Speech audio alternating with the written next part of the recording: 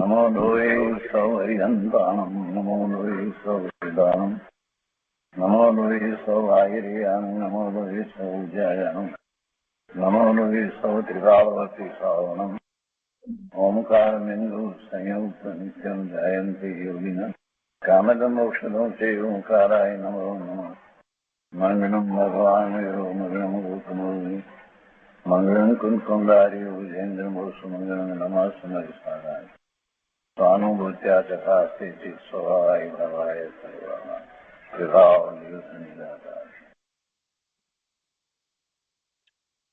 ભગવાન શ્રી ઉમાસ્વામી આચાર્ય વિરચિત મોક્ષશાસ્ત્ર અર્થાત તત્વાસૂત્ર અને પૂજ્યપાદ સ્વામી રચિત તત્વાસૂત્રની ટીકા સર્વાર્થ સિદ્ધિ અને સાથે બીજી ટીકાઓનું સંકલન એ સહિત આપણે તત્વાસૂત્રનો સ્વાધ્યાય કરી રહ્યા છીએ.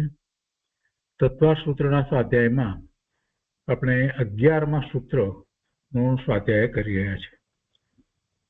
સંકલનમાંથી આપણે 11મા સૂત્રનો સ્વાધ્યાય કર્યો છે. હવે આજે સર્વાર્થ સિદ્ધિમાંથી એ સ્વાધ્યાય લઈએ છીએ. મૂળ સૂત્ર આદ્યે પરોક્ષમ એમ કહેવામાં આવ્યું અને એનો અર્થ એવો કરવામાં આવ્યો કે શરૂઆતના બે અર્થાત મતિ જ્ઞાન અને શ્રુત જ્ઞાન એ પરોક્ષ પ્રમાણ છે. પાંચેય જ્ઞાનની વાત કરવામાં આવી અને એને પ્રમાણ કહેવામાં આવ્યું. એ પ્રમાણ છે. પ્રમાણ શબ્દ દ્વારા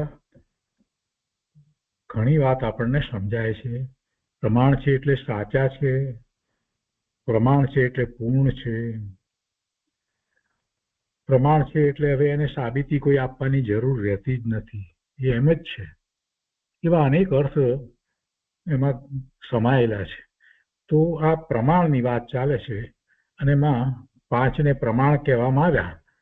તો પ્રમાણમાં પછી બે રીતે વાત લીધી કે પરોક્ષ અને પ્રત્યક્ષ, ને એમાં પહેલી વાત આ લીધી પરોક્ષ પ્રમાણની, પછી પ્રત્યક્ષ પ્રમાણની વાત કરે છે. તો 11મા સૂત્રમાં પરોક્ષ પ્રમાણમાં આ બે કહેવામાં આવ્યા.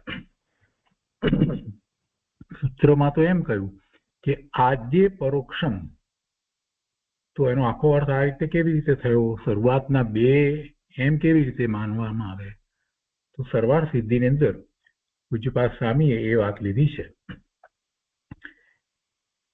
તો 174મો બોલ છે સર્વાર્થ સિદ્ધિની અંદર. એમાં જે 11મા સૂત્રમાં કહ્યું ને કે પ્રથમ દો જ્ઞાન પરોક્ષ પ્રમાણ હૈ, તો કહે છે કે આદિ શબ્દ 174મા બોલમાં કે અહીંયા કહે છે કે આદિ શબ્દ પ્રાથમ્યવાચી હૈ, એટલે જે શરૂઆતને દર્શાવે છે તે આદિ શબ્દ દ્વારા આપણે શરૂઆત દર્શાવી છે. પ્રથમ શું છે એ દર્શાવે છે. તો કહે છે કે જો આદિ में हो શરૂઆત वो आद्य कहलाता है. શરૂઆતમાં હોય એને આદ્ય કહેવાય કે જો આદિ में हो वो आद्य कहलाता है. તો આ જે જ્ઞાનનો ક્રમ જે કહેવામાં આવ્યો એમાં મતિ, શ્રુત, અવધિ, મનપર્ય અને કેવળ એમ એક ક્રમમાં કહેવામાં આવ્યું.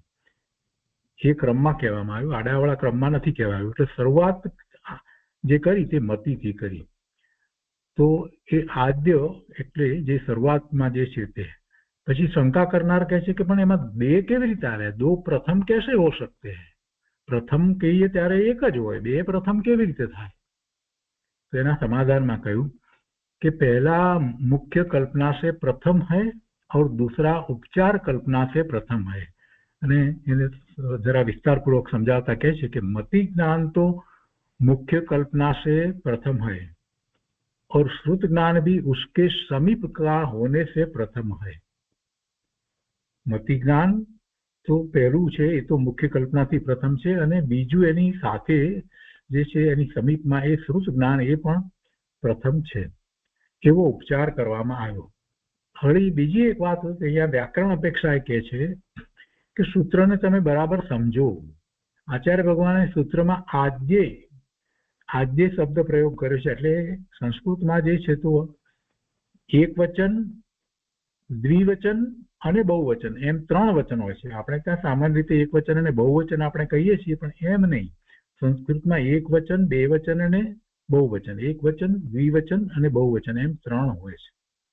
तो सूत्र में आद्य इस प्रकार द्विवचन का निर्देश किया है। द्विवचन બે વચનથી કહેવામાં આવ્યું છે એટલે એનો અર્થ એ થયો કે એમાં બે હોય, શરૂઆતના બે આવી જાય છે। सूत्र में आद्य इस प्रकार द्विवचन का निर्देश किया है अतः તેથી उसकी सामर्थ्य से गौण का भी ग्रहण हो जाता है એટલે જે બીજું જે છે એનો પણ ગ્રહણ થઈ જાય છે। आद्य पद का समास आद्य च आद्यम च आद्य है, इससे मति ज्ञान और श्रुत ज्ञान ये दोनों लिए गए हैं। એટલા માટે બે ને લેવામાં આવ્યા છે કેમ કે બે આપણે કહીએ છીએ તો સમજવું જોઈએ ને, બે કેમ એમને કોઈ કહી દીધું એટલે લઈ લેવું એમ નહીં। જ્યારે આ આવી સૂક્ષ્મતા સમજીએ છીએ અને વ્યાકરણ પ્રમાણે અને બે કેમ કહેવામાં આવ્યા એ બધી વાતને સમજીએ છીએ તો એનાથી આપણને ખ્યાલ આવે છે કે મતિશ્રુત સમીપમાં છે એ વાત અહીંયા લીધી ને, એટલે સાથે લેવામાં આવે છે। અને એટલા માટે આચાર્ય ભગવાને પણ એમ જ કહ્યું, દ્વિવચન પ્રયોગ કર્યો, આદ્ય શબ્દનો પ્રયોગ કર્યો છે, સૂત્રમાં એ રીતે લેવામાં આવ્યું છે। तो ये दोनों ज्ञान मिलकर परोक्ष प्रमाण है ऐसा यहाँ संबंध करना चाहिए। બંને પરોક્ષ પ્રમાણ છે એટલે મતિ જ્ઞાન અને શ્રુત જ્ઞાન બે એટલા માટે લેવામાં આવ્યા। અને કહે છે કે दोनों ज्ञान मिलकर परोक्ष प्रमाण है ऐसा यहाँ संबंध करना चाहिए। तो फरी एक शंका करे છે કે दोनों ज्ञान परोक्ष क्यों है? હવે મૂળ પ્રશ્ન કરે છે, પરોક્ષની વાત કરી તો કે હવે પરોક્ષ કેમ તમે એને કહ્યા? तो समाधाનમાં કહે છે કે क्योंकि ये दोनों ज्ञान पराधीन है, पરની એમાં अपेक्षा છે।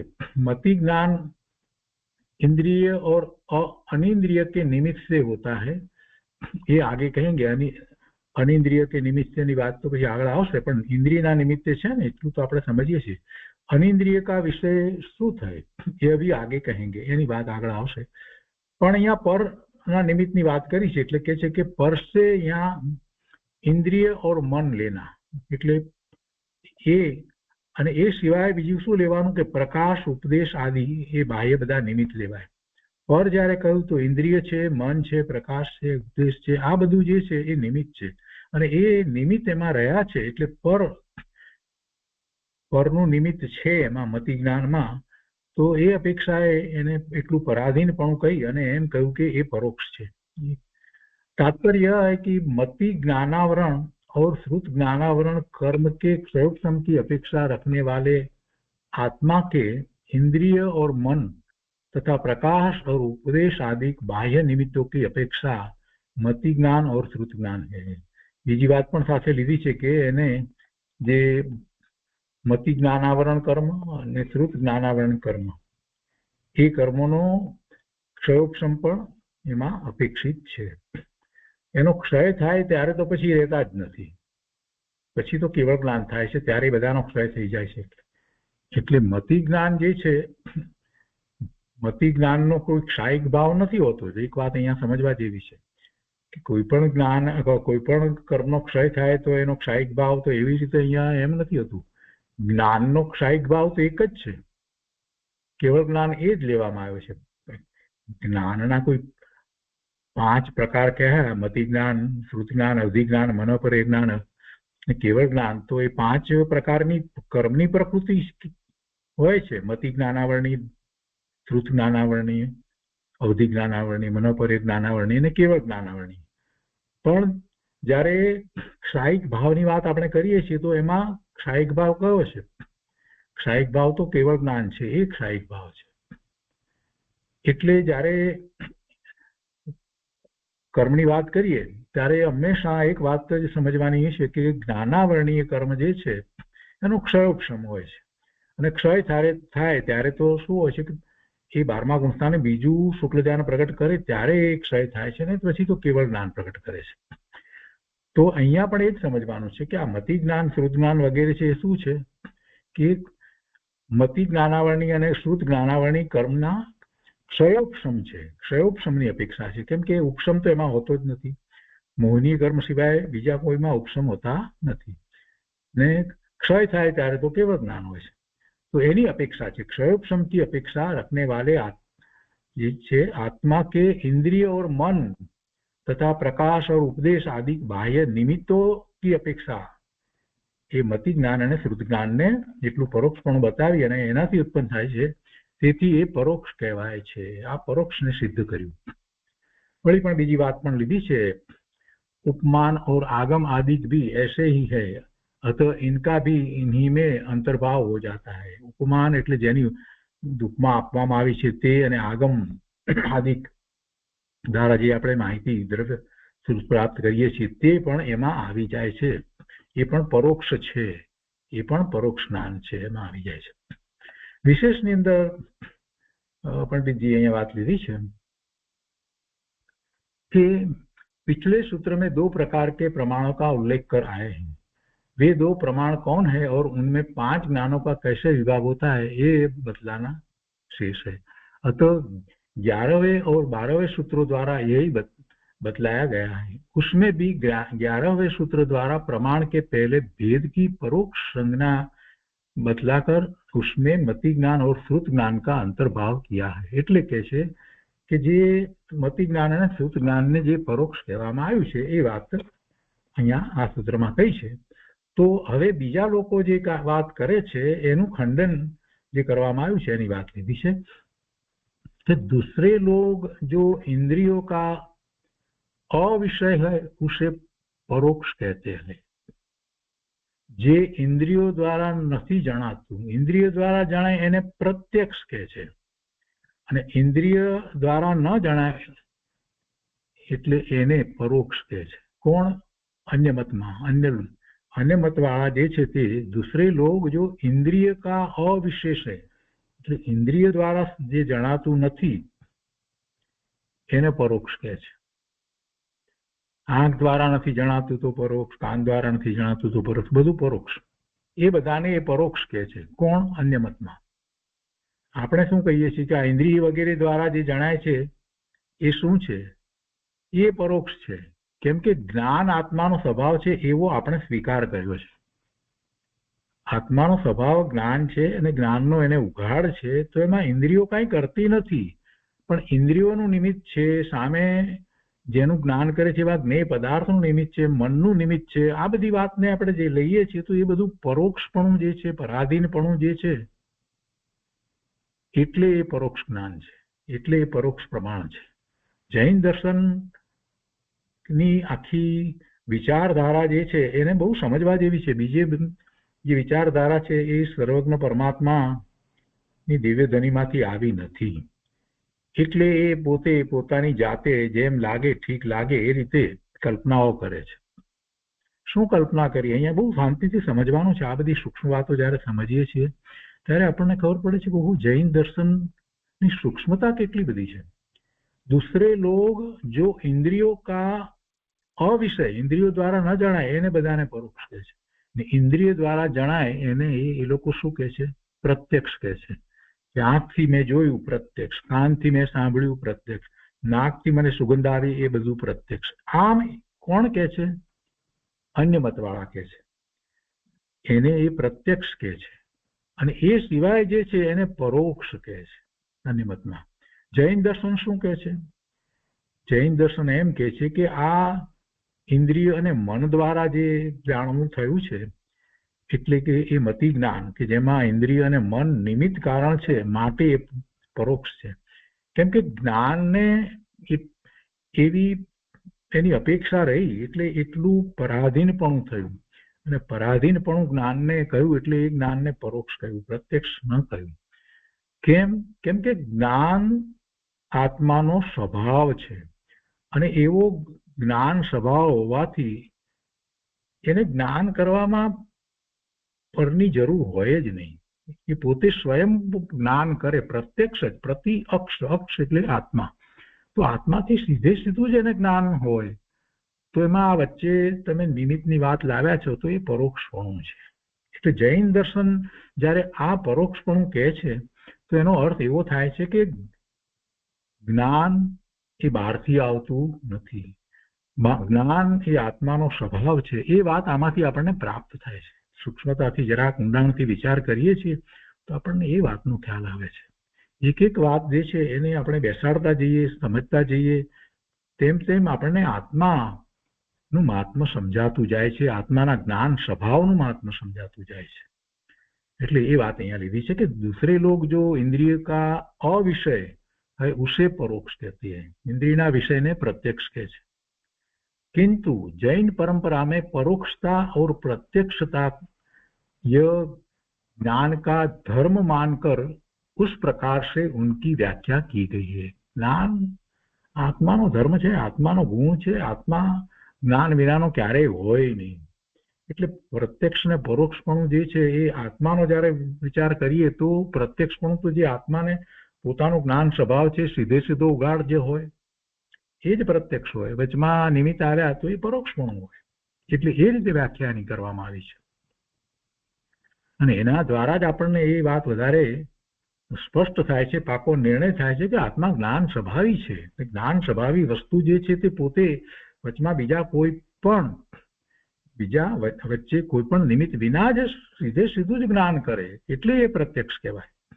એટલે કેવળ જ્ઞાન છે એ પૂર્ણ પ્રત્યક્ષ જ્ઞાન છે.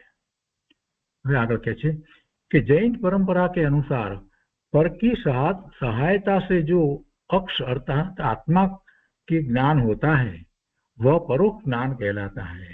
પરની સહાયતાથી જે આત્માને જ્ઞાન થાય એને પરોક્ષ કહેવામાં આવ્યું. આમ મન વાણીની વાતો આપણે જ્યારે કરીએ છીએ એટલે અથવા તો કોઈ શાસ્ત્ર વગેરે છે, પ્રકાશ છે અને ઇન્દ્રિયો છે, આ બધું જે છે વચ્ચે આવે છે ને तो ये બધું परोक्ष कहवाय है. परोक्ष शब्द का यह अर्थ लिया गया है मति ज्ञान और शुद्ध ज्ञान ये दोनों ज्ञान ऐसे हैं जो यथासंभव इंद्रिय मन तथा प्रकाश और उपदेश પણ એમાં આવી ગયો ને, સાંભળવું प्राप्त करिए उपदेश से आदि के बिना नहीं हो सकते, अतः ये दोनों परोक्ष माने गए हैं. એટલા માટે એને પરોક્ષ કહેવામાં આવે છે. હવે આગળ કહે છે, બહુ સરસ વાત મૂકી છે અહીંયા, સમજવા જેવી છે. दार्शनिक ग्रंथों में इंद्रिय ज्ञान का साम व्यवहारिक प्रत्यक्ष रूप से उल्लेख देखने को मिलता है, सो यह कथन औपचारिक जानना चाहिए. दार्शनिक ग्रंथों में એટલે બીજા જે અન્ય મતના જે એવા ધર્મોના ગ્રંથો જે છે એમાં ઇન્દ્રિય જ્ઞાનમાં સામ વ્યવહારિક પ્રત્યક્ષ નો ઉલ્લેખ કરવામાં આવ્યો છે. જે આપણે કહીએ છીએ કે ભાઈ આ મેં આંખ દ્વારા જોયું એટલે પ્રત્યક્ષ છે, કાન દ્વારા બરાબર સાંભળ્યું, એને આપણે પ્રત્યક્ષ કહીએ છીએ અને એને આપણે જૈન દર્શનમાં સામ વ્યવહારિક પ્રત્યક્ષ કહ્યું છે. તો એ કથન જે કરવામાં આવ્યું છે એને ઉપચારિક જાણવું. જૈન દર્શનમાં આ સામ વ્યવહારિક વાત જે કરવામાં આવી છે ને ઔપચારિક કહી દીધી છે. यह कथन औपचारिक जानना चाहिए. હવે આગળ કહે છે કે दूसरे लोगों ने अक्ष का अर्थ इंद्रिय करके इंद्रिय ज्ञान को प्रत्यक्ष कहा है. इंद्रिय द्वारा જે જ્ઞાન થાય એને પ્રત્યક્ષ એ લોકોએ જે કહ્યું છે તો એ શા માટે કહ્યું છે? કેમ કે ઇન્દ્રિય જે છે એને અક્ષનો અર્થ ઇન્દ્રિય કર્યો છે. પ્રત્યક્ષ અક્ષ એટલે આત્મા. આપણે જ ઇન્દ્રિય, આપણે અક્ષનો અર્થ આત્મા કરીએ છીએ. પ્રતિ અક્ષ એટલે પ્રતિ આત્મા, આત્મા તરફ સીધું. અને પેલા લોકો અક્ષનો અર્થ ઇન્દ્રિય કરે છે એટલે ઇન્દ્રિય તરફ સીધું. એટલે એ લોકો ઇન્દ્રિય જ્ઞાનને પ્રત્યક્ષ કહે છે, આપણે નથી કહેતા.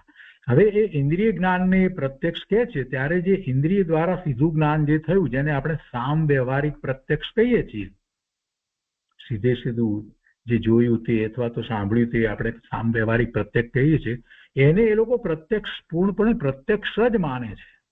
આપણે એને સામ વ્યવહારિક પ્રત્યક્ષ કહીએ છીએ. પ્રત્યક્ષપણું કયું પણ એ સામ વ્યવહારિક પ્રત્યક્ષપણું કહે છે. સામ્ય વ્યવહારિક પ્રત્યક્ષપણું, સામ વ્યવહારિક પ્રત્યક્ષપણું જયારે કહેવામાં આવ્યું છે અને એને આપણે કાઢી નથી નાખ્યું પણ એને ઔપચારિક કહેવામાં આવ્યું છે. કેમ કે છેવટે તો જે જ્ઞાનમાં ઇન્દ્રિયો નિમિત્ત હોય એમાં આત્માનું જ્ઞાન તો થતું જ નથી, આત્માની અનુભૂતિ તો થતી જ નથી. અને પરનું જ્ઞાન છે, માહિતીરૂપ જ્ઞાન છે. અને એ જ્ઞાન પણ કેવું છે કે એમાં પણ કેટલો બધો સમય જાય છે, ક્રમે થાય છે. આ બધી વાતનો વિચાર કરીએ છીએ એટલે આપણે એને ભલે પ્રત્યક્ષપણું કહીએ તો પણ એ સામ વ્યવહારિક પ્રત્યક્ષપણું છે અને ઉપચાર છે. સાચું પ્રત્યક્ષપણું કેવું છે? સાચું પ્રત્યક્ષપણું તો સીધે સીધું આત્માથી થાય છે, અને એક સમયમાં પણ જે થાય છે તો પણ બધું જ જ્ઞાન સાથે થઈ જાય. એમાં ક્રમ પાડવાની જરૂર પણ ન પડે. કેવળ જ્ઞાનમાં કોઈ ક્રમ હોતો નથી. યુગપદ એક સાથે બધું જ્ઞાન થાય છે. અહીંયા તો ક્રમ પણ પડે છે. એટલે આવા જે ઇન્દ્રિય દ્વારા આપણે જે પ્રત્યક્ષપણાની વાત કરીએ તો સામ્ય વ્યવહારિક પ્રત્યક્ષ, સામ્ય વ્યવહારિક પ્રત્યક્ષ કહ્યું છે. એટલે પેલા લોકો તો એને જ પ્રત્યક્ષ માની રહ્યા છે, કેમ કે અક્ષનો અર્થ જ ઇન્દ્રિય કરે છે. પ્રતિઅક્ષ એટલે પ્રતિ ઇન્દ્રિય. આપણે પ્રત્યક્ષમાં અક્ષનો અર્થ આત્મા કરીએ છીએ. એટલે આપણે પ્રત્યક્ષ જે કહીએ છીએ તો આત્મા દ્વારા સીધું જ્ઞાન થાય તે પૂર્ણ પ્રત્યક્ષ જ્ઞાન તો કેવળ જ્ઞાન છે, અને અંશે પ્રત્યક્ષ જ્ઞાનમાં આપણે અવધિ અને મનોપર્ય જ્ઞાનને લઈએ છીએ. એટલે અહીંયા એ વાતને કહેવામાં આવી છે. તો हाँ, इसी अपेक्षा से इंद्रिय ज्ञान को साम व्यवहारिक प्रत्यक्ष लिखा गया है, ऐसा यहाँ जानना चाहिए. એટલા માટે આપણે સામ વ્યવહારિક પ્રત્યક્ષ કહ્યું છે. સીધું પ્રત્યક્ષ પૂરેપૂરું એમ નથી કર્યું. वस्तुतः आत्मा के सिवा अन्य निमित्त से जितना भी ज्ञान होता है वह सब परोक्ष ही है. આ મૂળ સિદ્ધાંત જૈન દર્શનનો છે. આત્મા સિવાય અન્ય નિમિત્તથી જે કંઈ પણ જ્ઞાન થાય એ બધું પરોક્ષ જ છે. एमा उपमान आगम आदि और जितने ज्ञान है वे भी अन्य की अपेक्षा के बिना नहीं होते, अतः उनका इन्हीं ज्ञानों में अंतर्भाव हो जाता है. એટલે આગમનું જ્ઞાન પણ એમાં આવી જાય, અને જે ઉપમા વગેરે આપવામાં આવેલું જે એનું જ્ઞાન પણ આવી જાય. કોઈ પદાર્થ ઉપર બીજાની ઉપમા આપીએ તો જે ઉપમા આપવામાં આવી એનું જ્ઞાન વગેરે બધું જ્ઞાન એ બધું પરોક્ષમાં આવી જાય છે. એટલે એ રીતે જે કહે છે કે इन्हीं ज्ञानों में अंतर्भाव हो जाता है, એટલે मुख्यतः परोक्ष ज्ञान બે જ રહે છે. दो ही ठहरते हैं, मति ज्ञान और दूसरा श्रुति ज्ञान. ये परोक्ष ज्ञान બે જ છે.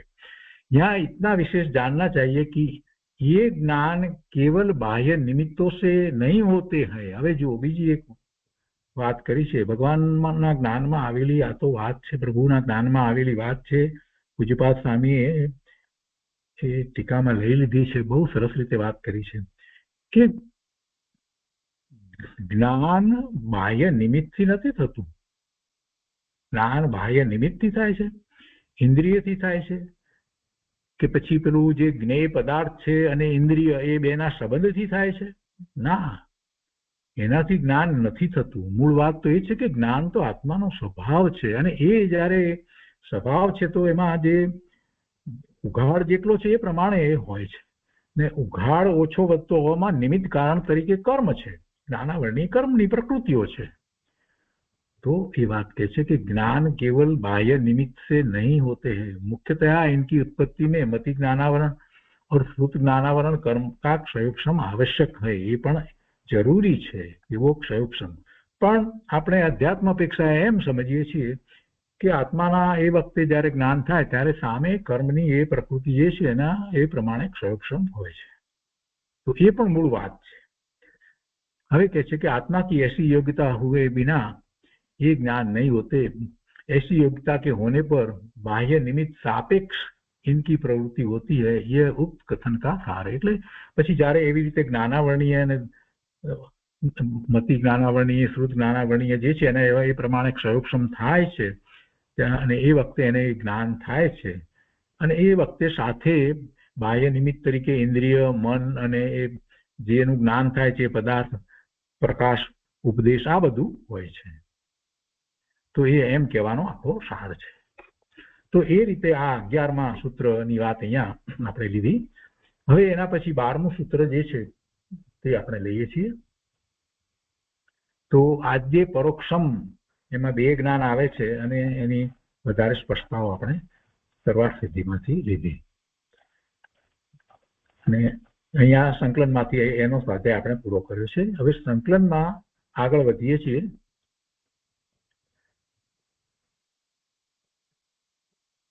તો પ્રત્યક્ષ પ્રમાણના ભેદ. પ્રત્યક્ષ પ્રમાણના ભેદમાં 12મું સૂત્ર છે તો એમાં કહે છે, એટલે આચાર્ય ભગવાને એવું શીર્ષક આપ્યું નથી પ્રત્યક્ષ પ્રમાણના ભેદ, એ તો સંકલન કરતા એવું શીર્ષક આપ્યું છે પ્રત્યક્ષ પ્રમાણના ભેદ. તો તો 12મું સૂત્ર એમ છે કે પ્રત્યક્ષમ અન્યત. પ્રત્યક્ષમ અન્યત એટલે અન્યત એટલે બાકીના, બાકીના એટલે 3, અર્થાત અવધિ, મનોપર્ય અને કેવળ જ્ઞાન. એને શું કહ્યું છે કે પ્રત્યક્ષમ એટલે પ્રત્યક્ષ પ્રમાણ છે, બાકીના 3 પ્રત્યક્ષ પ્રમાણ છે. અને એમાં અહીંયા સંકલનની અંદર કોઈ ખાસ વિસ્તાર નથી કર્યો, એમાં માત્ર આટલું લીધું છે ટીકામાં કે અવધિ જ્ઞાન અને મનોપર્ય જ્ઞાન એ વિકલ પ્રત્યક્ષ છે અથવા તો અંશે પ્રત્યક્ષ છે, અને કેવળ જ્ઞાન એ સકલ પ્રત્યક્ષ છે. પ્રત્યક્ષ એટલે પ્રતિ વત્તા અક્ષ એમ થાય. તો અક્ષનો અર્થ આત્મા છે, અને આત્મા પ્રતિ જેનો નિયમ હોય એટલે પર નિમિત્ત ઇન્દ્રિયો, મન, આલોક, ઉપદેશ એ બધું વગેરે રહિત આત્માને આશ્રય જે ઉપજે સીધું જ, જેમાં બીજું કાંઈ નિમિત્ત ન હોય એવું જ્ઞાન, તે પ્રત્યક્ષ જ્ઞાન કહેવાય છે. આ ટૂંકમાં એટલી જ વાત એમાં લીધી છે, પ્રત્યક્ષ વિશે વિશેષ વિસ્તાર લીધો નથી. તો 12મું સૂત્ર પ્રત્યક્ષમ અન્યત, તો એનો વિસ્તાર સર્વાર્થ સિદ્ધિમાં જે કરવામાં આવ્યો છે એ આપણે લઈએ છીએ. એમાં ઘણો વિસ્તાર છે. તો 175 પછીથી અહીંયા 12મા સૂત્ર માટે અહીંયા કહે છે કે શેષ સબ જ્ઞાન પ્રત્યક્ષ પ્રમાણ હૈ. શેષ એટલે 3 બાકીના એ પ્રત્યક્ષ પ્રમાણ છે.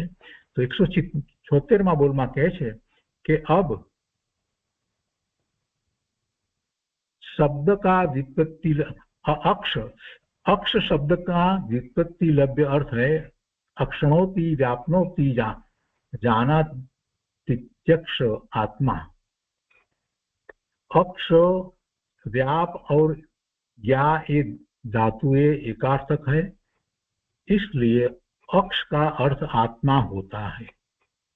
વધારે વ્યાકરણ ના આવડે સંસ્કૃતમાં તો આટલી વાત આપણે સમજી શકીએ એવી સરળ ભાષામાં કરી છે કે અક્ષનો અર્થ આત્મા થાય છે. अक्ष का अर्थ आत्मा होता है. इस प्रकार क्षयोक्षम वाले या आवरण रहित केवल आत्मा के प्रति जो नियत है, अर्थात जो ज्ञान बाह्य इंद्रिय आदि की अपेक्षा से न होकर केवल क्षयोक्षम वाले या आवरण रहित आत्मा से होता है, वो प्रत्यक्ष ज्ञान कहलाता है.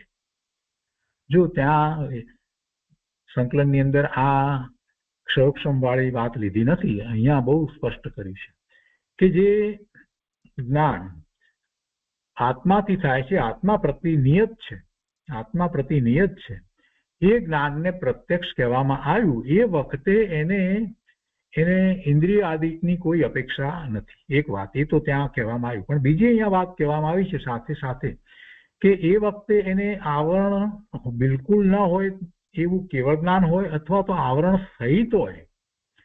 આવરણ સહિત હોય, કયા આવરણ? જ્ઞાનાવરણી કર્મના આવરણ સહિત હોય તો પણ એવું પ્રત્યક્ષપણું હોય, એ વાત અહીંયા લીધી છે. એટલે ક્ષયોક્ષમ હોય તો પણ જ્ઞાનાવરણી કર્મની 5 પ્રકૃતિઓ જે છે એનો ક્ષયોક્ષમ હોય ત્યારે પણ એવું પ્રત્યક્ષ જ્ઞાન હોય છે. એ વાત કહી અને આપણને સમજાવી દીધું કે કેવળ જ્ઞાન સિવાય જે અવધિ જ્ઞાન અને મનોપર્ય જ્ઞાન છે એમાં જ્ઞાનાવરણી કર્મ જે છે ને એનો ક્ષયોક્ષમ છે ને, અવધિ જ્ઞાનાવરણી એનો અને મનોપર્ય જ્ઞાનાવરણી એનો, અને સાથે ને સાથે જો લઈએ તો મતિ જ્ઞાનાવરણી અને શુદ્ધ જ્ઞાનાવરણી એનો પણ ક્ષયોક્ષમ એ વખતે હોય છે. કેમ કે જ્યારે કેવળ જ્ઞાન થાય છે તો પછી બાકીના જે 4 જ્ઞાન રહેતા જ નથી. આપણે એમ કહીએ છીએ કેવળ જ્ઞાન થઈ ગયું. એટલે જ્યારે અવધિ જ્ઞાન છે ત્યારે મતિશ્રુત જ્ઞાન કઈ નથી એમ તો છે નહીં. મતિશ્રુત જ્ઞાન ત્યારે પણ છે. અવધિ જ્ઞાન એ લબ્ધિ રૂપે છે. એવી જ રીતે મનોપર્ય જ્ઞાન જે છે મુનિઓને થાય છે કોઈકને, તો એ વખતે પણ એને મતિશ્રુત જ્ઞાન તો છે જ. તો મતિશ્રુત જ્ઞાન છે એનો અર્થ જ એ થયો કે એમને શું છે, એમને જ્ઞાનાવરણી કર્મની પ્રકૃતિના ક્ષયોક્ષમ છે. જ્ઞાનાવરણી કર્મની પ્રકૃતિના ક્ષયોક્ષમ છે. આ વાત આપણને અહીંયા સમજાય છે. કેવળ જ્ઞાન જ્યારે થાય ત્યારે પછી એ બધી કોઈ પ્રકૃતિ રહેતી નથી. તો એ ઉપરથી એક ન્યાય આપણને સમજમાં આવે છે કે 12મા ગુણ સ્થાને જયારે બીજું શુક્લ જ્ઞાન પ્રગટ થાય છે ત્યારે કેવળ જ્ઞાન પ્રગટ થાય છે એટલું બોલીએ છીએ, પણ આપણે એમાં સમજવાનું છે કે એ જ્ઞાનાવરણી કર્મની જે પાંચે પ્રકૃતિઓ જે છે તે ત્યાં સુધી હતી, એના ક્ષયોપક્ષમ હતા એટલે ઓછા પ્રમાણમાં એ રીતે હતી, પણ છતાંય હતી. એ વખતે પણ મતિ જ્ઞાનાવરણી કર્મની પ્રકૃતિ, શ્રુત જ્ઞાનાવરણી કર્મની પ્રકૃતિ, અવધિ જ્ઞાનાવરણી કર્મની પ્રકૃતિ, મનોપર્ય જ્ઞાનાવરણી કર્મની પ્રકૃતિ, એ બધી પ્રકૃતિ અને કેવળ જ્ઞાનાવરણી કર્મની પ્રકૃતિ, એ બધી પાંચે પ્રકૃતિ એ વખતે વિદ્યમાન હતી. અને એ વખતે જયારે બીજું શુક્લ જ્ઞાન 12મા ગુણસ્થાને જયારે પ્રગટ કરે છે આત્મા, જે ક્ષપક શ્રેણી ચડીને આવ્યા છે, તો એ બધી પ્રકૃતિઓનો ક્ષય થઈ જાય છે. બધી પ્રકૃતિ, પાંચે પ્રકૃતિનો ક્ષય થાય છે અને કેવળ જ્ઞાન થાય છે. એટલે ક્ષયોપક્ષમ છે ત્યારે પણ આ બધો ક્ષયોપક્ષમ હોય એ વખતે પણ એને આવરણ કંઈક અમુક પ્રમાણમાં ઓછા હોય તો પણ એને પ્રત્યક્ષ આત્માથી સીધું એવું અવધિ અને મનોપર્ય જ્ઞાન હોય છે, એ વાત લીધી છે. એટલે જ્ઞાનના પ્રત્યક્ષપણાને અહીંયા આ કર્મની વાતને સમજાવી અને બહુ સરસ રીતે સ્પષ્ટ કરી દીધું છે. ફરીથી વાંચીએ. इस प्रकार प्रत्यक्षની વાત કરી પછી કહે છે કે इस प्रकार क्षयोपक्षम वाले या आवरण रहित, क्षयोपक्षम છે એટલે હજી આવરણ છે એટલા જ્ઞાનાવરણી કર્મની પ્રકૃતિઓના, અથવા આવરણ રહિત એટલે કોઈ જ્ઞાનાવરણી કર્મની પ્રકૃતિનું આવરણ રહ્યું જ નહીં, એટલે પાંચે પ્રકૃતિ જતી રહી હોય ત્યારે તો કેવળ જ્ઞાન થયું. તો એ એટલે ક્ષયોપક્ષમ વાળે અથવા ક્ષયોપક્ષમ વાળા અથવા તો આવરણ રહિત केवल ज्ञान आत्मा ने केवल आत्मा के प्रति जो नियत है, जे ज्ञान आत्मा प्रति नियत है, अर्थात जो ज्ञान बाह्य इंद्रिय आदि की अपेक्षा से न होकर केवल स्वरूपक्षम वाले या आवरण रहित आत्मा से होता है, वह प्रत्यक्ष ज्ञान कहलाता है. जो एक एक वातमांथी આપણને કેટલી સરસ વાત સમજવા મળે છે. હવે આ વાત કરી પ્રત્યક્ષમાં, ત્યારે પછી કહે છે કે આ તમે એ તો કયું બરાબર સમજાય છે કે આ પ્રત્યક્ષ જ્ઞાન છે, તો એમાં એનો અર્થ એ પણ સમજાઈ જાય છે કે અવધિ જ્ઞાન અને મનોપર્ય જ્ઞાન છે એ પણ પ્રત્યક્ષ જ્ઞાન છે. તો હવે શંકા કરીને પ્રશ્ન કરે છે તો પછી કે અવધિ દર્શન અને કેવળ દર્શન, દર્શનની વાત લીધી, જ્ઞાનની વાત કરીએ છીએ એવી રીતે દર્શનની વાત, તો કઈ અવધિ દર્શન અને કેવળ દર્શન પણ પછી અક્ષ અર્થાત આત્મા કે પ્રતિ નિયત થાય, એ પણ આત્માને પ્રતિ નિયત છે તો એ પણ પ્રત્યક્ષ થશે. અવધિ દર્શન અને કેવળ દર્શન એ પણ અક્ષ એટલે आत्मा के प्रति नियत है, मतलब प्रत्यक्ष शब्द के द्वारा उनका भी ग्रहण प्राप्त होता है, ये પણ પછી પ્રત્યક્ષ હશે. તો કે આ બરાબર છે, એમાં કોઈ વાંધો નથી. સમાધાનમાં કહે છે કે यह कोई दोष नहीं है, એમાં કોઈ દોષ નથી આવતો, એ પણ પ્રત્યક્ષ થાય છે. કેમ? જ્ઞાનની વાત કરતા પછી એમ જરાક વધારે સ્પષ્ટતા કરતા કહે છે કેમ એમ થાય, એ પણ પ્રત્યક્ષ થાય છે, સીધા જ આત્માથી જ થાય છે. અવધિ દર્શન અને કેવળ દર્શન. ચક્ષુ દર્શન ને અચક્ષુ દર્શન જે છે એ સીધા નથી, એમાં તો ઇન્દ્રિય આવી, એમાં તો ઇન્દ્રિય. પણ આમાં દર્શનમાં અવધિ દર્શન અને કેવળ દર્શન એ પ્રત્યક્ષ થાય, તો કે એમાં કોઈ દોષ નથી આવતો, બરાબર છે. અને કહે છે કે ક્યોंकि प्रकृत में ज्ञान शब्द की अनुवृत्ति है जिससे दर्शन का निराकरण हो जाता है. ज्ञान शब्दनी अनुवृत्ति, જ્ઞાન શબ્દની અનુવૃત્તિ એટલે શું? એટલે એ દર્શન જે છે જ્ઞાનની સાથે જ હોય છે. એનો જરાક અર્થ સમજવો હોય તો વધારે સારી રીતે લઈએ આપણે, કે જયારે અનુવૃત્તિ કહેવામાં આવ્યું તો એનું સતત સાતત્ય પણ અહીંયા એ વાત લીધી છે. આપણે થોડી વધારે વાતને સારી રીતે સમજીએ તો એ જ્ઞાનની સાથે હોય જ છે, અખંડિતપણું એની સાથે જ હોય છે. આપણે એને અવિનાભાવી સંબંધ કહીએ છીએ જ્ઞાન અને દર્શનનો, એ સાતત્ય કાયમપણું હોય છે. અને બીજી રીતે જો વિચાર કરીએ તો એને પરસ્પર એવો સંબંધ છે, એને પરસ્પરનો એવો સંબંધ હોય છે, અનુવર્તન એની સાથે જ હોય છે. એવા બધા અર્થ આમાં કરવામાં આવ્યા છે. અને બીજો પણ એક સરસ રીતે અનુસરણ, એને અનુસરીને હોય છે. એટલે જે દર્શન છે એને અનુસરીને જ્ઞાન હોય છે. આપણે પણ એ રીતે કહીએ છીએ ને, દર્શન અનુસરીને જ્ઞાન, એટલે બંને હોય સાથે, પણ પહેલા દર્શન અને પછી જ્ઞાન એમ કહીએ છીએ. એટલે એમાં કોઈ દોષ આવતો નથી. દર્શન ને જ્ઞાન ને બંનેને સાથે જ રહેવાનું છે, એનું અવિનાભાવી સંબંધ, આ બધી વાત આપણે કરીએ છીએ તો એ વાત બરાબર છે. એટલે અહીંયા સમાધાનમાં કહ્યું કે यह कोई दोष नहीं है क्योंकि प्रकृति में ज्ञान शब्द की अनुवृत्ति है जिससे दर्शन का निराकरण हो जाता है. આ સ્પષ્ટતા કરી. હવે તો પણ પાછી એક શંકા કરે છે અહીંયા કે यद्यपि इससे दर्शन का निराकरण हो जाता है तो भी, હવે કે છે દર્શનનું નિરાકરણ થઈ જાય છે, એ વાત તમે કહી એ તો બરાબર છે કે ચલો જ્ઞાનની સાથે થઈ જાય છે, પણ હવે બીજી વાત કરે છે કે છતાં પણ એક બીજું વિભંગ જ્ઞાન, વિભંગ જ્ઞાન એટલે કુઅવધિ જ્ઞાન. હવે પાછી એક શંકા બીજી ઉપાડે છે કે કુઅવધિ જ્ઞાન વિશે તમારે શું કહેવું છે? વિભંગ જ્ઞાન એ केवल आत्मा के प्रति नियत है, ये पण प्रत्यक्ष कहेवाय છે ને, तो अतः उसका ग्रहण प्राप्त होता है. એ હવે આ પ્રશ્ન જરાક આપણને લાગે કે આ વિભંગ જ્ઞાન એ પણ પ્રત્યક્ષ કહેવાય કે ન કહેવાય, શું સમજવું આમાં? વિભંગ જ્ઞાન એ પણ આત્માને પ્રતિ નિયત છે સીધું, તો ઉસકા ગ્રહણ પ્રાપ્ત હોતા હૈ. સમાધાનમાં બહુ સરસ સમાધાન આપ્યું છે. સમાધાનમાં કહે છે કે અહીંયા આપણે શેની વાત કરીએ છીએ ભાઈ? અહીંયા સમ્યક જ્ઞાનની વાત કહી છે. પેલા પાંચે જ્ઞાનને સમ્યક જ્ઞાન કહી અને વાત લેવામાં આવી છે, પ્રમાણ, એને પ્રમાણ કહ્યા છે. તો કહે છે કે यहाँ सम्यक पद का अधिकार है. તું બીજી આડીઅળી વાતમાં ક્યાં પ્રભુ લઈ જાય છે નકામાનો? અહીંયા સમ્યક પદનો અધિકાર ચાલે છે, એની વાત ચાલે છે. यहाँ सम्यक पद का अधिकार है, તેથી अतः उसका निराकरण हो जाता है. तात्पर्य यह है कि इस सूत्र में सम्यक पद की अनुवृत्ति होती है, એને અનુસરીને આખી વાત આપણે કરી રહ્યા છીએ. जिससे ज्ञान विशेष्य हो जाता है, એટલે જ્ઞાન જે છે અહીંયા વિશેષ પ્રકારે આપણે લઈએ છીએ, સમ્યક જ્ઞાનની અપેક્ષાથી વાત લઈએ છીએ. એટલા માટે इसलिए विभंग ज्ञान का निराकरण हो जाता है. વિભંગ જ્ઞાનની વાત અહીંયા રહેતી નથી. क्योंकि विभंग ज्ञान, હવે પાછું છતાંય પેલું કહેવું છે ને કે પ્રત્યક્ષ છે કે નથી, તો એની સ્પષ્ટતા કરે છે. क्योंकि विभंग ज्ञान मिथ्या दर्शन के उदय से विपरीत पदार्थ को विषय करता है, इसलिए वह समीचीन नहीं है. વિભંગ જ્ઞાન શું કરે છે? વિભંગ જ્ઞાન એટલે કુઅવધિ જ્ઞાન. અવધિ જ્ઞાન તો છે પણ કુઅવધિ છે. તો એ મિથ્યા દર્શન કે ઉદય છે, મિથ્યાત્વના ઉદયથી વિપરીત પદાર્થ કો વિષય કરતા હૈ. જે ભગવાનની વાણીમાં આવ્યું છે એના કરતા વિપરીત રીતે અર્થ કરવા એટલે કે છે કે મિથ્યા દર્શન કે ઉદય से विपरीत पदार्थ को विषय करता है, इसलिए वह समीचीन नहीं है.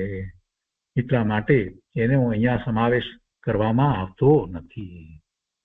બધી વાત લઈ લીધી છે, કોઈ પણ વસ્તુમાં આપણને શંકા ન થાય. સમ્યક જ્ઞાનનો અહીંયા અધિકાર ચાલી રહ્યો છે, અને એની અંદર બીજી વાત આ છે કે જ્યારે વિભંગ જ્ઞાન છે એમાં તો સમ્યકત્વ છે જ નહીં, અને વિપરીતતા છે. એટલે મિથ્યા દર્શન કે ઉદય છે વિપરીત પદાર્થ કો વિષય કરતા એને કરે છે માટે. તો આ રીતે સ્પષ્ટતાઓ કરી. હજી આગળ શંકા કરે છે અને સમાધાનો આપ્યા છે. 177 ની અંદર બીજી એક શંકા કરે છે કે जो ज्ञान इंद्रियों के व्यापार से उत्पन्न होता है वह प्रत्यक्ष है, और जो इंद्रियों के व्यापार से रहित होकर विषय को ग्रहण करता है वह परोक्ष है. આ કોની માન્યતા છે? આ અન્ય મતની માન્યતા છે. એ માન્યતાને એને લીધી કે જે ઇન્દ્રિયના વ્યાપારથી થાય એ પ્રત્યક્ષ છે, અને ઇન્દ્રિય વિના જે થાય એ બધો પરોક્ષ છે. प्रत्यक्ष और परोक्ष का यह अविसंवादी लक्षण मानना चाहिए. આ રીતે માનવું જોઈએ. આ અન્ય મતની વાત લઈ અને કહે છે કે આ રીતે માનવું જોઈએ. તો એમાં સમાધાન ફરીથી આપે છે, કહે છે કે ય કહેના ઠીક નહીં. ના, આ વાત તમે જે કહો છો એ બરાબર નથી. આ અન્ય મતમાં જે રીતે કહેવામાં આવ્યું છે એ વાત બરાબર નથી. કેમ કે એ લોકો એ તો ઇન્દ્રિય જે છે, અક્ષનો અર્થ જ ઇન્દ્રિય કર્યો છે, અને ઇન્દ્રિય સિવાય બીજું વિચારી જ શકતા નથી. એમને તો ઇન્દ્રિય અને મન સિવાય જાણે કે જ્ઞાન થતું જ નથી, ને જ્ઞાન જાણે કે બહારથી આવતું હોય એવી એમની તો માન્યતા છે. મૂળમાં જ ભૂલ છે. અન્ય મતની અંદર મૂળમાં જ ભૂલ છે કે જ્ઞાન જાણે કે બહારથી આવે છે. જ્ઞાન કરવા વાળી જાણે કે ઇન્દ્રિયો છે, જાણે કે જ્ઞાન થાય છે તો સામે જ્ઞેય પદાર્થ છે માટે જ્ઞાન થાય છે. આ બધી માન્યતાઓ જે છે એ ભૂલ ભરેલી માન્યતાઓ છે. એમણે આત્માને જ્ઞાન સ્વાભાવિક સ્વીકાર્યો નથી ને, એટલે આવા બધા પછી એ લોકો ખોટા સમાધાનો શોધે છે અને પછી એમ કે છે કે જો આ ઇન્દ્રિય દ્વારા ચોખ્ખું ખબર તો પડી તો એ જ પ્રત્યક્ષ કહેવાય ને એ માનવું એ જ બરાબર રહેશે. તો અહીંયા આચાર્ય ભગવાન તો સમાધાન આપે છે कि ना ये बात तारी बराबर नहीं, अन्य मतनी आवी बात जे छे बराबर नहीं, ये कहना ठीक नहीं, क्योंकि उक्त लक्षण के मानने पर आप्त के प्रत्यक्ष ज्ञान का अभाव प्राप्त होता है. आ लक्षण मानवामां आवे इंद्रियोना व्यापारथी इंद्रियो द्वारा ज्ञान थाय एने प्रत्यक्ष एम जो मानवामां आवे तो प्रत्यक्ष ज्ञाननुं लक्षण शुं थयुं के इंद्रियो द्वारा थवुं जोईए.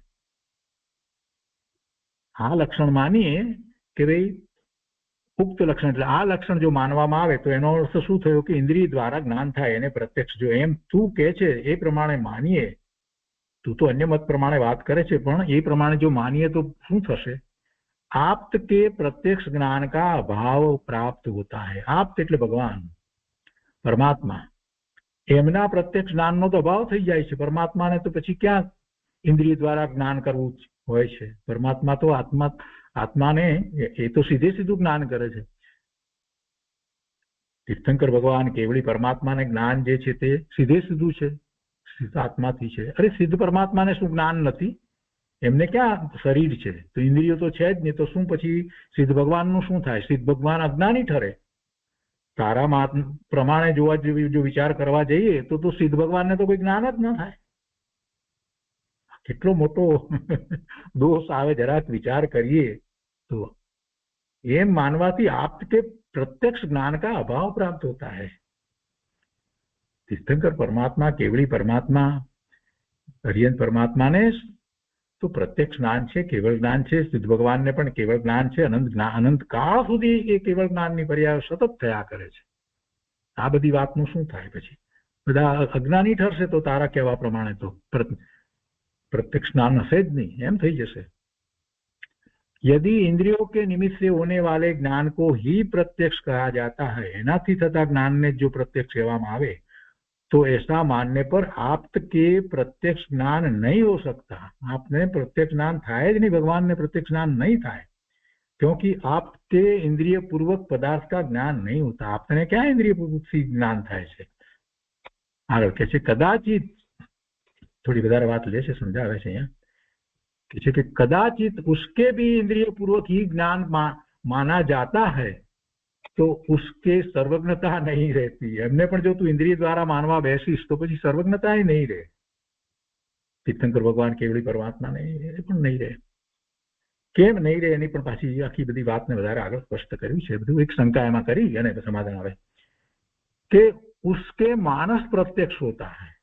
तो एम के तमे जे कहो छो तो ए प्रमाणे के भगवान ने तो पछी एमां आपने एमने पछी मनथी थाय, मानस प्रत्यक्ष मानीए तो शुं वांधो? तो अरे भाई एमने मन क्या छे? सिद्ध परमात्मा ने तो छे ज नहीं. मन वाणी काया काई छे नहीं. अने 13मा गुणस्थान सुधी एवा योग आपणे कहीए छीए, योगना निमित्त मन वाणी ने काया कहीए छीए. 14मा गुणस्थाने तो ए योग पण नथी, मन वाणी ने कायानो योग पण नथी. समाधाનમાં કહે છે कि मन के प्रयत्न से ज्ञान की उत्पत्ति मानने पर सर्वज्ञता का अभाव ही हो सकता है. सर्वज्ञता पछी रहे नहीं. सर्वज्ञता पछी एमां रहेवानो प्रश्न ज उपस्थित थतो नथी. केम के मनमा तो एक पछी एक क्रमे विचार थाय ए प्रमाणे ज्ञान चाले मननी अंदर. अने अहींया तो सीधे सीधुं ज्ञान प्रत्यक्ष एक साथे बधुं थाय छे. सर्वज्ञने केवुं ज्ञान छे? एक समयनी अंदर अनंत ज्ञेयोने जाणे एवुं ज्ञान सीधुं छे. એટલે પછી એ રહેશે નહીં, એવી સર્વજ્ઞતા નહીં રહે. ફરી શંકા કરે છે કે આગમ से सब पदार्थों का ज्ञान हो जाएगा. तो કહે છે કે પહેલા ઇન્દ્રિયથી કહ્યું એમાં વાત ચાલી નહીં, તો પછી કે મનથી તો એમાં પણ વાત ચાલી નહીં, એનું સમાધાન આપ્યું. એટલે હવે કહે છે કે તો પછી આગમથી બધા પદાर्थोનું એમને જ્ઞાન થઈ જાય. કોને? સર્વજ્ઞ પરમાત્માને. આગમ से सब पदार्थों का ज्ञान हो जाएगा. अरे भाई તું ગાંડો થયો છો? આગમથી સર્વજ્ઞ પરમાત્માને જ્ઞાન થઈ જાય? હજી જો કે જૈનોને કેટલાકને એમ જ છે. ભગવાનને સર્વજ્ઞતા કેવી રીતે પ્રગટ થઈ? બધો શાસ્ત્રનો અભ્યાસ કર્યો છે એટલે પ્રગટ થઈ હશે. અરે ભગવાનને સર્વજ્ઞતા પ્રગટ થઈ, કેવળ જ્ઞાન થયું, એટલે એમાંથી તો આ આગમ ની રચના થઈ છે. એ કેવળ જ્ઞાન થયું એટલે ઓમકાર ધ્વનિ દ્વારા એક જ્ઞાન બહાર આવ્યું, એમાંથી તો આગમની રચના થઈ છે. અને તું એમ કે છે કે આગમમાંથી ભગવાનને જ્ઞાન થયું.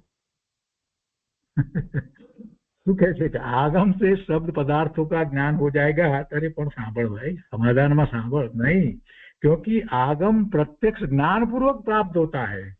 ભગવાન ને પ્રત્યક્ષ જ્ઞાન સર્વજ્ઞતા પ્રગટ થઈ, અને સર્વજ્ઞતા પ્રગટ થયા પછી એમને ઓમકાર ધ્વનિ છૂટે છે. એ પહેલા ઓમકાર ધ્વનિ છૂટતી નથી.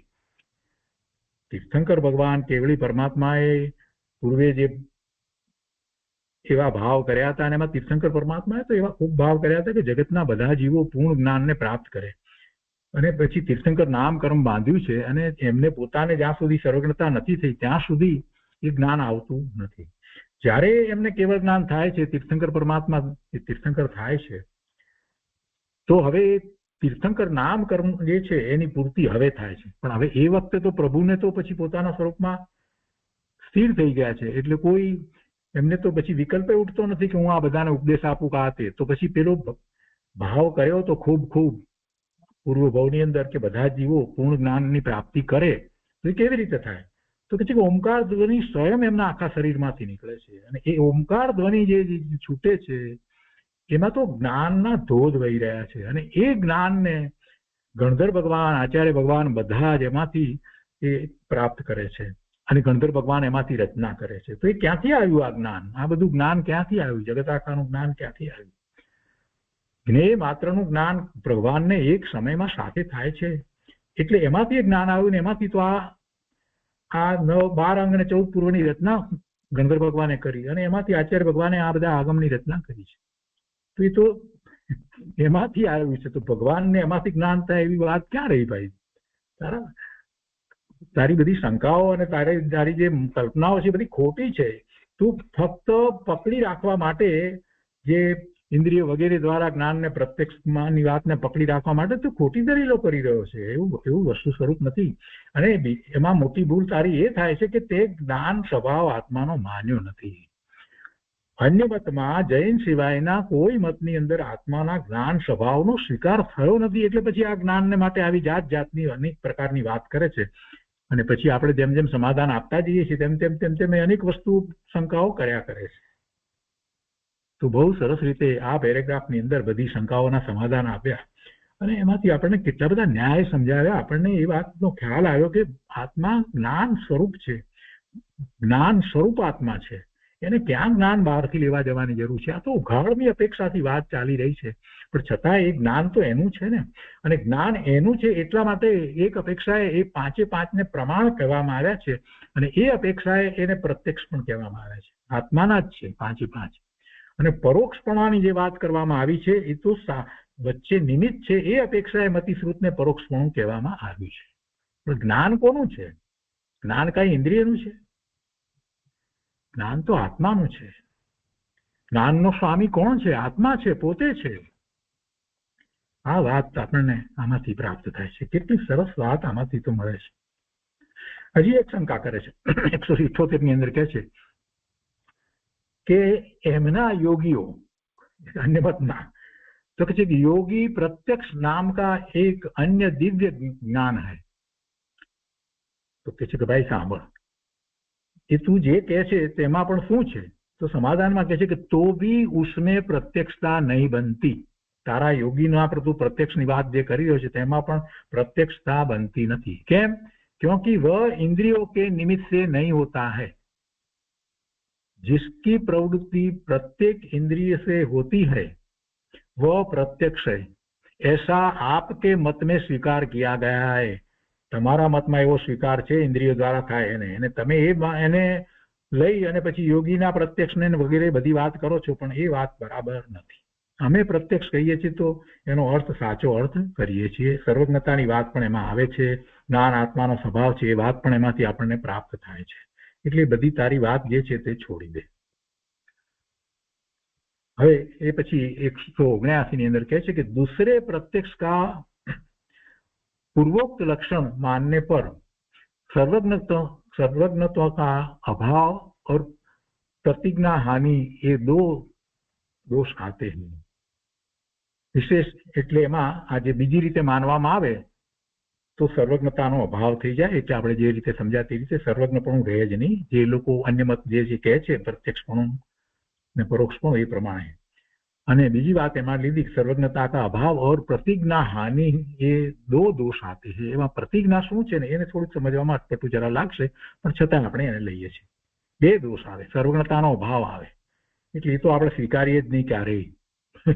એમની માન્યતા તો આપણે ક્યારેય સ્વીકારી નહીં. સર્વજ્ઞતા વિશે આપણે કોઈ વાત સ્વીકારવા તૈયાર જ નથી. સર્વજ્ઞ પરમાત્મા છે, એમને સર્વજ્ઞતા છે, આ તો આપણને મૂળભૂત વાત છે જ નહીં.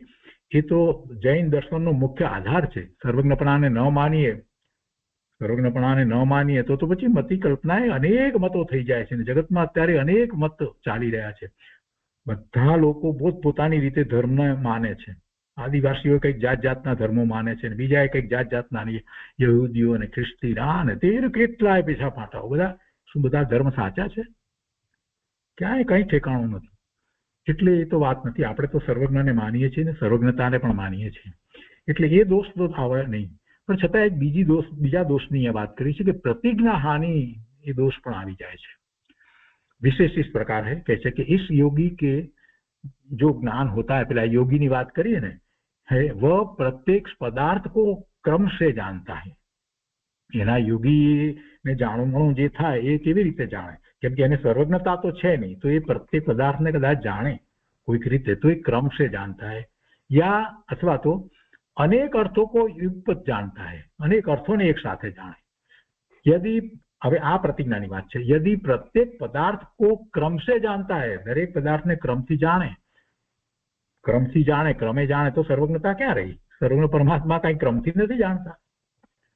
यदि प्रत्येक पदार्थ को क्रम से जानता है तो इस योगी के सर्वज्ञता का अभाव होता है. एना योगी ने सर्वज्ञता होती જ નથી, क्योंकि ज्ञेय अनंत है. अनंत ज्ञेय છે ને ક્રમે જાણે તો ક્યારે એનો પાર આવશે? એને સર્વજ્ઞતા હોઈ શકે જ નહીં. અનંત જ્ઞેય છે તો ક્યારે જાણી રહેવાનો છે? જાણવાનો જ નથી.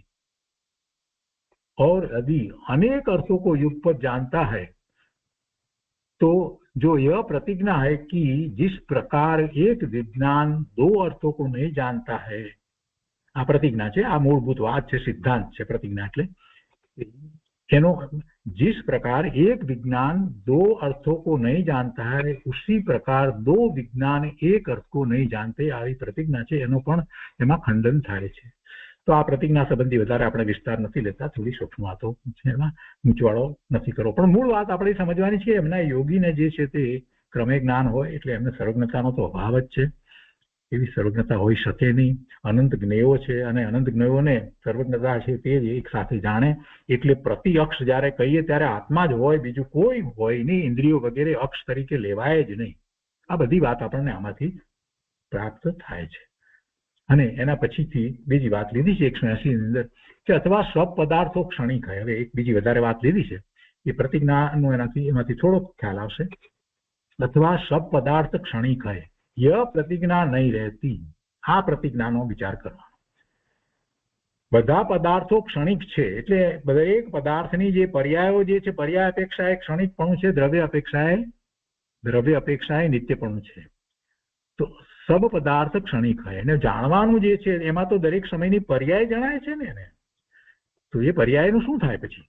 જે બદલાય છે એ દરેક સમય બદલાય છે. તો એનો જરાક વિચાર કરી અને આ 180 ની અંદર વાત કરવામાં આવી છે કે सब पदार्थ क्षणिक है, यह प्रतिज्ञा नहीं रहती. क्योंकि आपके मत में, तुम्हारा मत में अनेक क्षण तक रहने वाला एक विज्ञान स्वीकार किया गया है. તમારા મતમાં તો અનેક ક્ષણ સુધી રહેવા વાળો એક વિજ્ઞાનનો સ્વીકાર કરવામાં આવ્યો છે. વિશેષ જ્ઞાન તમારામાં તો એવી રીતે સ્વીકાર કરવામાં આવ્યો છે. અત અનેક પદાર્થો કા ગ્રહણ ક્રમ से ही होता है. એટલે અનેક પદાર્થોનું ગ્રહણ પણ ક્રમ से થાય છે. એટલે એ રીતે જોવા જઈએ તો પણ આ જે છે એ પણ પ્રતિજ્ઞાનો ભંગ થાય છે. ક્ષણિકપણું જે છે અને ક્ષણિક એક સમય માટે અને પછી બીજા સમયે એ પર્યાય બદલાઈ ગઈ છે એવું તો જ્ઞાન તમારા યોગીને થઈ શકતું નથી.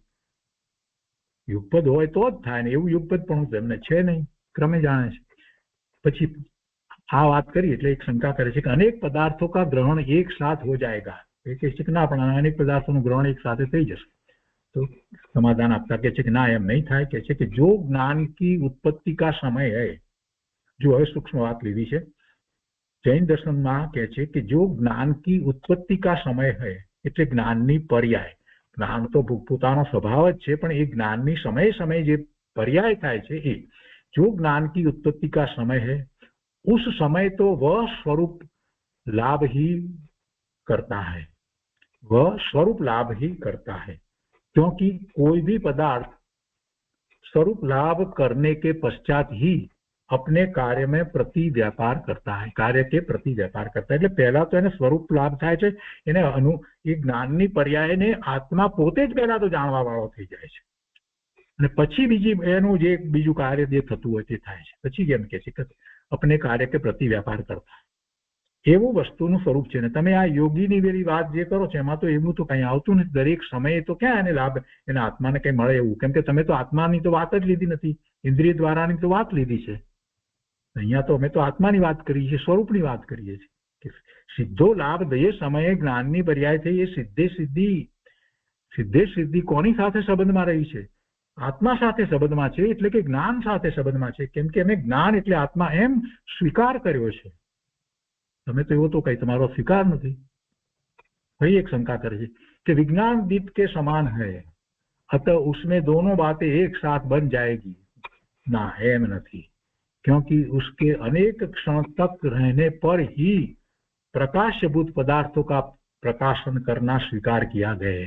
એમ નથી, અનેક ક્ષણ સુધી કેટલા બધા સમય સુધી જ્યારે એ જાણવામાં આવે ત્યારે જે છે એનું ખ્યાલ આવે છે કે નહીં, क्योंकि उसके अनेक क्षण तक रहने पर ही એ જ્ઞાનની પર્યાયો અનેક ક્ષણ રહે ત્યારે જ એ प्रकाशभूत पदार्थों का प्रकाशन करना स्वीकार किया गया है. यदि ज्ञान को विकल्पातीत माना जाता है तो शून्यता की प्राप्ति होती है. એટલે પહેલી વાત તો એ લીધી કે તમે અનેક સમય દ્વારા જે વિજ્ઞાનની તમે જે વાત કરો છો વિશેષ જ્ઞાનની, તો એમાં તો અનેક સમય દ્વારા જ થાય છે, એ સિવાય થતું જ નથી.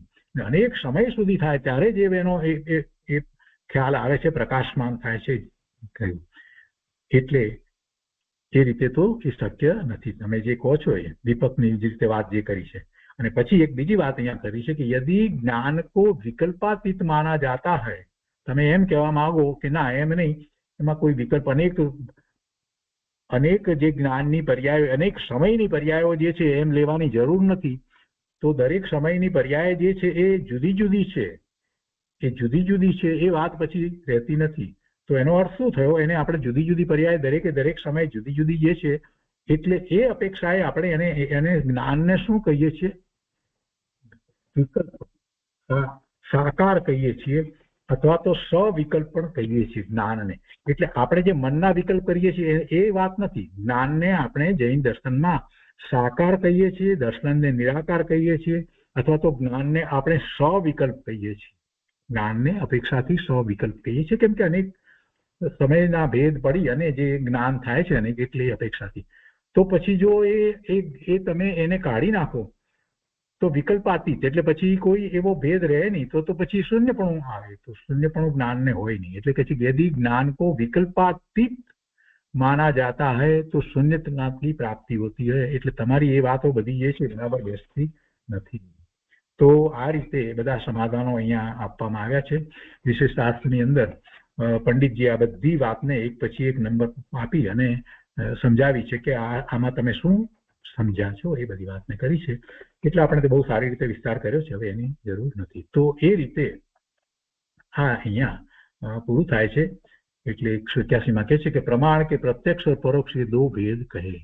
अब हम प्रथम प्रकार के प्रमाण के विशेष का ज्ञान कराने के लिए आगे का सूत्र कहते हैं. એટલે પેલા મતિ જ્ઞાન જે છે એના વધારે વિશેષ જ્ઞાન કરવા માટે આગળનું સૂત્ર કહે છે. તો 13મું સૂત્ર આવશે. તો 12મા સૂત્ર સુધી આપણે વિસ્તાર અહીંયા પૂરો કર્યો છે.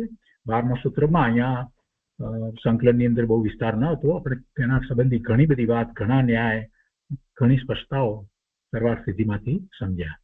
તો આજનો સ્વાધ્યાય આપણે અહીંયા 12મા સૂત્ર સુધી રાખીએ છીએ.